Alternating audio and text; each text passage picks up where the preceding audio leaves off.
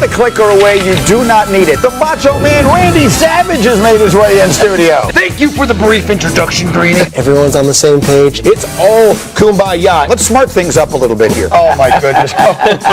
When you get your hands inside and get a hold of somebody's pants, I know that feeling so well. He never gets it done. I don't know where his mind is. Let's be frank. Taylor is dressed as a hot dog. Something that's really starting to burn my buns right now. I like that. Boom! I own you. Boom! Show me my favorite picture in the entire world. There it is. Whoa, guys. Family. Jack Sparrow, yeah? Well, just a generic pirate. I'm not here to brag. However, No!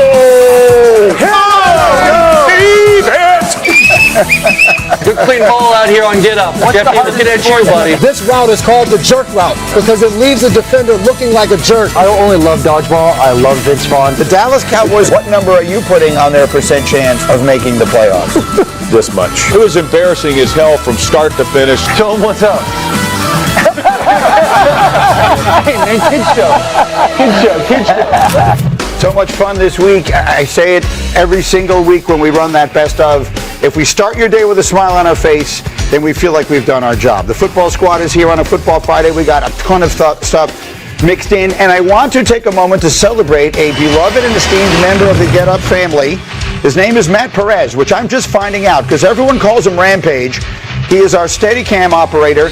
Look at him in the goal. Dude, two spectacular saves. We call that standing on your head, Greeny. Look at him go. That's Rampage. Look like Chris Osgood out there. Chris Osgood, great reference. Getting the job done. And let's drop the camera for just a second there, or move it. Don't drop it. It's right worth millions of dollars. I want to get a Pikachu. Oh, he's Pikachu! Attaboy, Rampage! Been with us from the beginning. Man, that guy's good, right? Dominic Hasek. We have real talented people in here, and then there's the five of us. So here we go. Lots of football to get to today. It began last night. Week 9 starts in sunny South Florida. Lamar Jackson was back and better than ever after missing 3 games with a hamstring. Meanwhile, the Dolphins, well, they were in what they consider mid-season form, just giving the game away. Dolphins up 3-0, deep in their own territory. Taj Washington, Harry, this is his first NFL catch. Yeah, let me help the Baltimore Ravens. Why would you help the Baltimore Ravens? You have to have better ball security, not the way you want to start off your career if you're that young man. Ravens That's a thank you lay right there, Greeny. And then here we go. Turns into a 4th down play. Lamar Bart to Mark Andrews. Oh, reliable. Listen, those two go together like peanut butter and jelly. That's right. And then what do we think of the hamstring? It looks pretty good, right? He's extending the play here, and he finds Isaiah Likely. 35 yards. Harry, you were saying a good job by him. Yeah, great job by Lamar Jackson avoiding the sack. I don't know how that sack is missed in that situation, but Lamar's Lamarvelous. Here's Lamarvelous again. That's Mark Andrews again. A 20-yard touchdown. Ravens up 14-3. Peter, he was cooking all night long. Yeah, we're getting guys back from injury, right? Likely's back on the field. Roquan Smith is back on the field, and Lamar looks like Lamar, which is a very good thing for Ravens fans. And then Tua looking like the Dolphins of 2025. That's a 4th down pass to no one in particular. Ravens up 14-6 at the half. Mike McDaniel's frustrated. 3rd quarter, same score. Bart, how's the hammy on Lamar look to you? You know what I'm saying? He kept it in 3rd gear. He didn't want him going to top gear. This is Miami Dolphins. Just say that for somebody else. Later in the drive, 1st and goal, Baltimore. He's finding everybody. How about Charlie Kolar? Let's go. A 3rd tight end that they've been using significantly. He had the touchdown last week against the Bears, also a key part of this offense. This is the part of the game where I really started to worry about Miami's season. This is the part of the game where I actually went to sleep. Lamar Jackson, then he's finding Zay Flowers for a 39-yard gain. Lamar, 18 of 23, 204 yards, and 4 touchdowns. Here's the 4th. Rashad Bateman. So, an easy night for Baltimore. Let me just show you the aftermath. You got John Harbaugh, he looks happy. You got the Ravens fans, they don't look happy. You got Mike McDaniel running into the locker room. There's still time left on the clock. If you can see that at the bottom of your screen, there's still like 7 seconds left, and he's running off the field. It was that kind of night. Here was Lamar after with SVP. We feel good. You know, like you said, we got everybody coming back healthy. We just got to stay dialed in. You know, I know what's ahead of us. Knowing it's do or die right now. Starting the season off extremely slow. We've never been in this situation not since I've been here, but, we just got to lock in and keep doing what we're doing. That's a two-time MVP for a reason, and he looked incredible tonight. I know that we're just going to continue to get better and better and better, and 8 leading the charge. We're a dangerous team. Dangerous they are. In fact, ESPN Bet Sportsbook, says they're a more lock to win the division, -150. This is a team that 5 days ago was 1-5, and suddenly they're running away and hiding with the division. But I want to put away the division conversation, because you made the point earlier, and I think it's a fairly obvious one.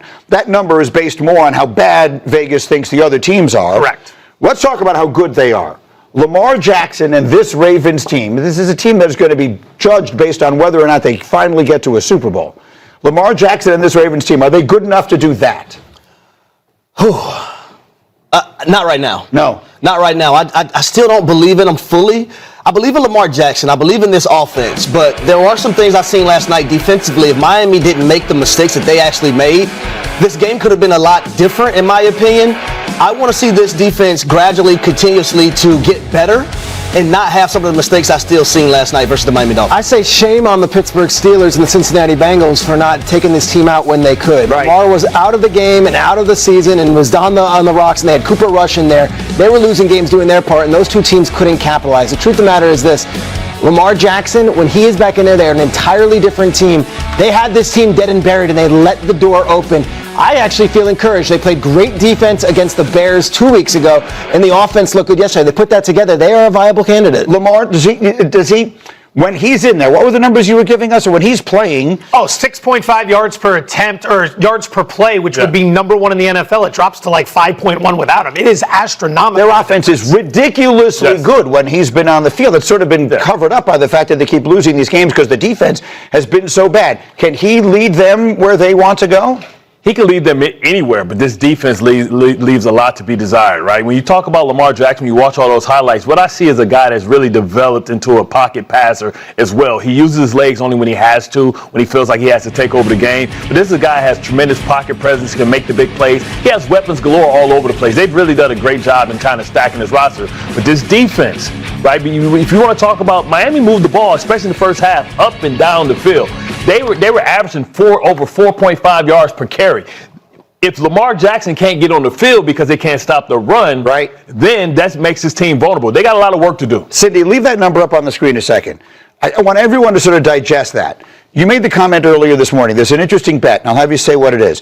When Lamar Jackson starts, they score 32 points a game. When he doesn't, they score 14 points a game. That is the definition of value. He is 50-1 right now to win the MVP award. To convert that, you have to ask yourself this, if it's a good bet. That is a 1.9% chance of winning that award. Does anyone here feel that he has a greater than 1.9% chance of winning this award? Before you answer, 14 touchdowns to 1 interception. He's got a better quarterback rating than Patrick Mahomes, your MVP favorite. He's got a better completion percentage than Patrick Mahomes, your MVP favorite. His numbers are through the roof. And as long as they continue to win, think about the narrative late in the season when everyone says, oh my God, Jackson got healthy. Look what he did for this team, coming off a year in which many feel he was snubbed when Josh Allen won. Greeny, I can't make this point enough. The voters, it's not AI, it's not an algorithm. The voters are humans, and the voters are members of the media. It's folks that you see on TV, people you read, and people you see on Instagram who are influencers. I mean, it's that kind of way. You look at the data of the people who are voting. This could be about the narrative. So if this starts picking up steam and they start rattling off wins, it is not beyond comprehension that someone says they're a better team with Lamar, they're awful without Lamar, the word is valuable. And Joe, that might be a very good bet to make. It's an excellent point because you're not just handicapping the football, you're handicapping the voters. What do I mean by that? Terrell Owens wasn't a first ballot Hall of Famer because the voters, the humans, didn't like the way he treated them. Those are some of the people who are making these decisions. The year Embiid beat Jokic for the MVP, we didn't want Jokic to be a 3-time winner in a row, so we went to Embiid. That's why Michael Jordan doesn't win MVP every year. I have two guys in mind that could probably stop that from happening for Lamar Jackson. Number one, Jonathan Taylor and the Indianapolis Colts. If they continue to win with the schedule that they have, then I think people will sway towards Jonathan Taylor. And then also Drake May. If the New England Patriots can go on and win the AFC East, I think that would be a bigger story as well, too. Is it May the second shortest odds? Yes, One, May's too young, so they won't. You know how that usually works. They usually don't give somebody the MVP award over the second year. Lamar won it young. I'm saying, but that was historic what he did. But also Jonathan Taylor's going to lose votes because of Daniel Jones is right there, so he's going to miss it there. We were all in on Baker a couple of weeks ago. The thing is, Lamar Jackson's going to have the stage set for him because he's going to have those Steelers games late in the season against Aaron Rodgers for the division to go take the lead and all those things. Remember, he lost it last year in the last couple of games where Josh Allen stole it. He was the MVP, the runaway MVP, all the way into the last 2 games of the season. So leave it there for the moment on that side of the conversation. But I do think it's important because MVP, that's what's always frustrated me, is that MVP is a narrative award. They didn't want to give it to Michael every year. Look how few MVPs Michael won. Look how few MVPs LeBron won when they were clearly the best players in their league for a long time. Yeah. And then you look back 30 years later and you say, well, he won 4 MVPs. He should have won 9. Okay, let's put that conversation aside. The Dolphins. What did you say? You're a little worried about their season. I'm a little worried about it too. Is that the punchline or is that the topic shift? Coach is like running into the locker room before the final seconds have tipped off, which I don't give a damn. You say the Dolphins, I'm sitting up here embarrassed that the damn Falcons lost to the Dolphins. Well, I mean, as well you should be. Like I'm watching that game last night and Steve Levy texted me. He said, how did the Falcons lose to the Dolphins? Because and I had to wake up at 2:53 a.m. to text Steve Levy back at that time and say, hell, we're down bad right now. Because they didn't make the mistakes. If they don't have 3 turnovers and 0 for 3 in the red zone, this is a different game, especially early on. They got Lamar for the 3 and out. They were able to go down and move the ball easy on the Ravens. They just don't know how to finish. Baltimore only had 6 more yards than Miami did. 6 yards. But they had 22 more points. So, and that's what really that's what matters. And the Dolphins have 2 wins, and it all seems to be. It's pretty clear that this little era of Dolphins football is going to come to an end whenever they make those changes after the season, and they'll start something new. I'm going to try and foresee something. We live in a world where Sam Darnold is a resurrected star, Baker Mayfield is a resurrected star, Daniel Jones is a resurrected star, and there are others. Is that Tua's future? Do we believe? I believe this franchise will at some point move forward without him. They have 1 more year sort of tied into him.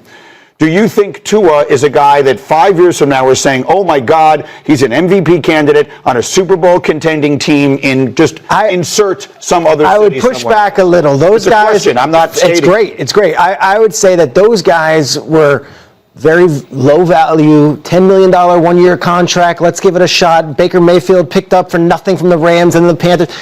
Tua makes crazy money. Tua makes franchise quarterback money. And when they hired Mike McDaniel, Mike's entire pitch to Stephen Ross and to that front office was, I will get this guy over the top. Yeah. I will be the guy. And they have a roster that is built for Tua. It is with Tyreek Hill and Jalen Waddle and those Lamborghinis at running back. It's all been already built for Tua to be this way. So to me, it's what other coach is going to do a better job than McDaniel? And does Tua have it in him to say, okay, I will go city to city and team to team and be able to rise above? I don't know that answer. I do know that they put a full plate in front of him and they didn't get the job done with him this year. So, Shrek, that's why I look at this Miami Dolphins organization and I say, man, okay, we know Tua's salary next year, we have to pay it. So why not draft a quarterback and whatever head coach that you bring in, because clearly it's going to be a new head coach in Miami, what if that head coach says, you know what, I don't want to be the 3rd coach to have Tua as my quarterback. I want my guy.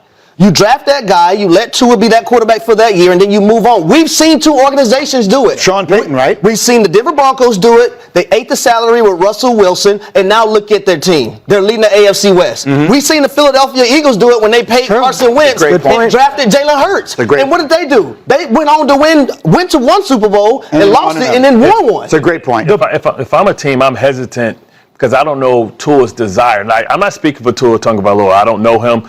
But if I've had the medical history that he's had, I would be hesitant on, not making sure I have a quality of life later in life. Like when you get to a certain point when you got your money, where you have to decide, like, is it worth the risk? Especially if somebody wants to offer me a $10 million deal, it's worth the risk if I'm making $30, $40 million because that's generational money that can change my family. But with his medicals, I would be hesitant as a team to bring him in because I'll be concerned if he takes another one of those bad hits. That's a great point. Too much of his success is dependent on Tyreek Hill. Great quarterbacks make those around them better. He's a guy whose numbers before Tyreek Hill were one thing, and then after Tyreek Hill's injury are another thing. It's Tyreek Hill that makes. It's a very interesting topic. One way or another, we'll see. Last night had a lot of different storylines that I thought were worth following. In the meantime, Sunday.